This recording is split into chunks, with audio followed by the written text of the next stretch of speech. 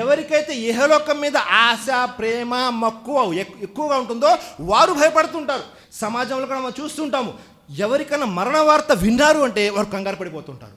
గుర్తుపెట్టుకోండి, మరణ వార్త విని కంగారు పడుతున్నారు అంటే దాని అర్థం ఏమిటో తెలుసా?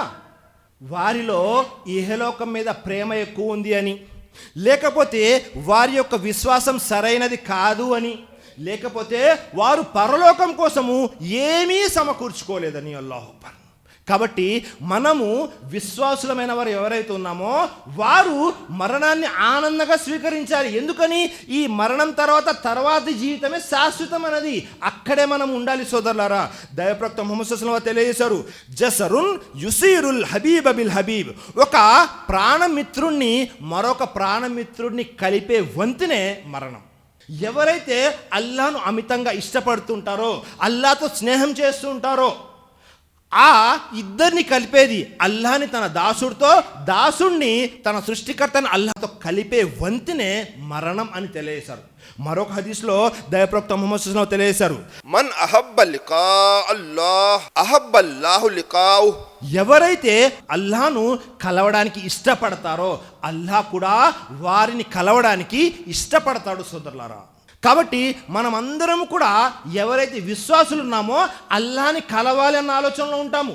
ఎప్పుడెప్పుడు వెళ్ళి అల్లాహ్ని కలవాలా అని దైవప్రవక్త ముహమ్మద్ సల్లల్లాహు అలైహి వసల్లం తెలియజేశారు.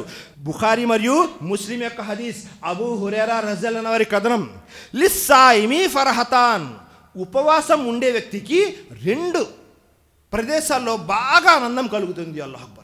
ఎవరైతే ఉపవాసం ఉంటారో 2 ప్రదేశాల్లో 2 సందర్భాల్లో వారి యొక్క మనసు బాగా ఆనందం కలుగుతుంది. ఏమిటా 2 విషయాలు? ఫర్హతున్ ఇన్ ద ఫిత్రిహి. ఎప్పుడైతే ఉపవాసం ఉండి ఉపవాసం విరమిస్తూ ఉంటామో అప్పుడు.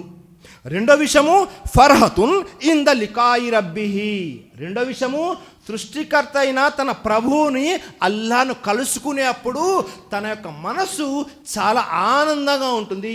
ఈ 2 సందర్భాల్లో మనిషి చాలా సంతృప్తి చెందుతాడు, ఆనందపడతాడు. అల్లాహు అక్బర్. చూసారా? మరి విశ్వాసులైన వారు అందరూ కూడా మరణం గురించి ఎదురు చూస్తూ ఉంటారు. ఎప్పుడెప్పుడు మరణం అవుతుందా, మనం వెళ్ళి మన యొక్క సృష్టికర్తని అల్లాహ్ను కలవాలా అని. చుట్టూతా మనకు జనాలు కనబడుతుంటారు. ఎవరైనా అంతిమ ఘడియల్లో ఉన్నారు, జీవితం యొక్క చివరి ఘడియల్లో ఉన్నారు. ప్రతి ఒక్కరు కూడా ఏడుస్తూ ఉంటారు, మా తండ్రి గారు అని, మా తాతగారు అని.